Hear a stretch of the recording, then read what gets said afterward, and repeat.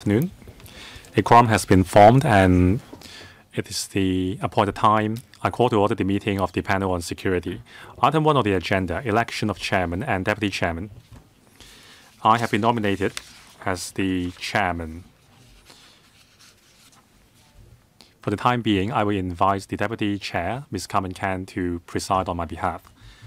Members, let's proceed with the election of chairman for the panel on security for the 2024 legislative session. A notice has been sent by the Secretariat that by the close of the nomination period, only one valid nomination was received for chairmanship. That is Mr. Gary Chan, nominated by Mr. Kingsley Wong and seconded by Mr. Edmund Wong. Mr. Gary Chan is not the chairman or deputy chairman of other panels or relevant government advisory bodies. In accordance with the rules of procedure and the House rules, I declare Mr. Gary Chan the chairman for the panel on security for this year.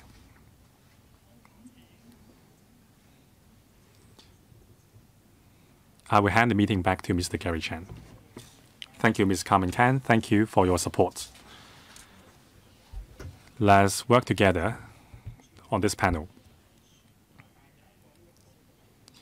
We proceed with the election of deputy chairman of the panel.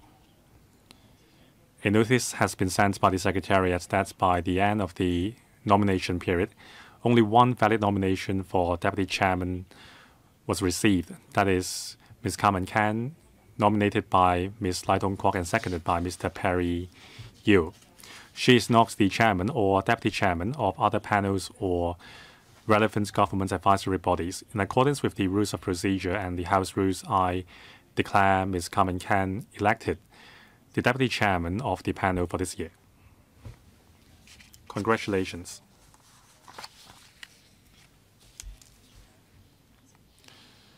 We move on to item 2, schedule of meetings for the 2024 session. I refer you to the proposed schedule of meeting tabled. As per our usual practice, we have our regular meeting at 2:30 p.m. on the first Tuesday every month. I refer you to two particular days where adjustments are needed. For the regular meeting in February, we propose to reschedule the meeting to 2:30 p.m. on the 30th of January. For the meeting in October, with the 1st of October being a public holiday, we propose to reschedule the regular meeting a week after, that is 2:30 p.m. on the 8th of October.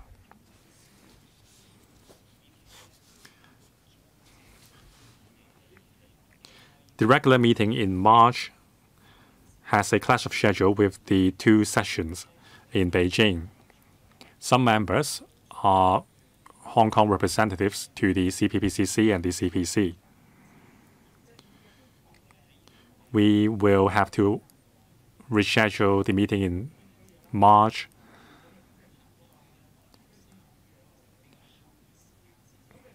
If we are to defer the meeting, it may be quite late in March. If we move it ahead, it may be too close to the regular meeting in February. I suggest that we come back to you after a discussion with the Secretariat and the administration so that members who are also deputies to the CPPCC and NPC can join the meeting. Item 3, items for discussion at the next meeting.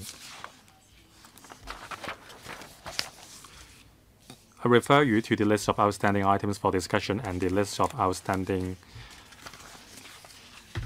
follow-up actions. The administration proposed that we receive the briefing by the Commissioner of Police on the law and order situation in Hong Kong for year 2023. That will last an hour and a half. So far, we only have one item. When the administration proposes any other items, you will be informed through the Secretariat. Any views concerning the items to be discussed in the meeting in January.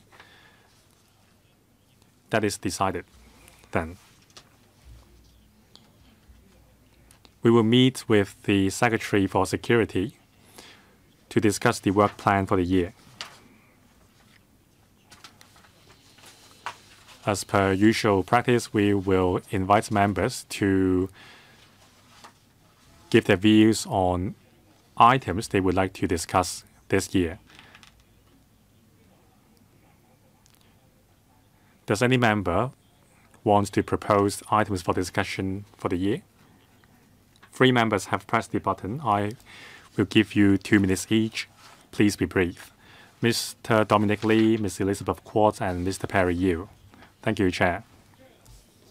One of the issues closest to my heart is the arrangement for the border control points, whether we can extend the operating hours of the control points, the arrangement, as well as special arrangements during holidays, as well as the co-location and joint inspection arrangements, and about the issue of bogey asylum seekers. That is my concern as well.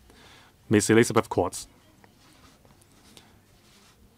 Chairman, the legislative program includes legislation for Article 23, as well as legislation for the protection of cybersecurity of critical infrastructure. Can we confirm the timetable with the administration soon so we can start the discussion promptly? I'm also concerned about the situation of the bogus torture claimant. Now, I see the situation of drug peddling online in forums. It's almost that everybody can buy drugs online. That is my concern as well. Thank you. Mr. Perry Yu. Thank you.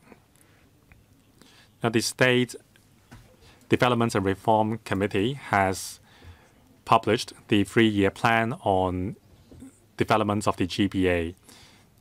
A number of measures have been put forward on enhancing developments in the area. It includes facilitating cross-boundary travel and custom clearance. Like Dominic Lee, I'm concerned about the arrangements of our custom clearance at BCP, as well as the operating hours of our ports. I propose discussion on the item facilitating cross-boundary travel so as to enhance the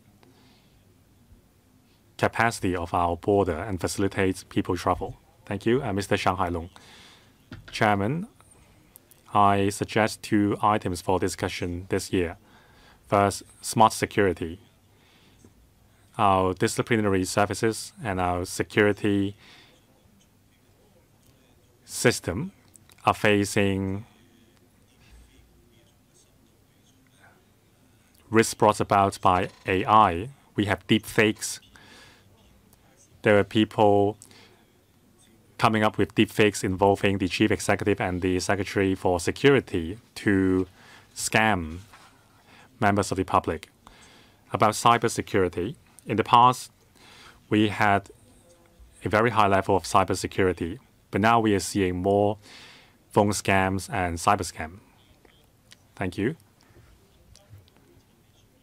The Secretariat has recorded all your requests. Anyone else?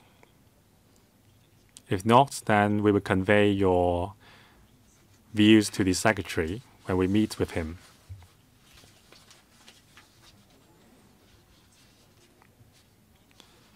The item is concluded. Item 4, AOB.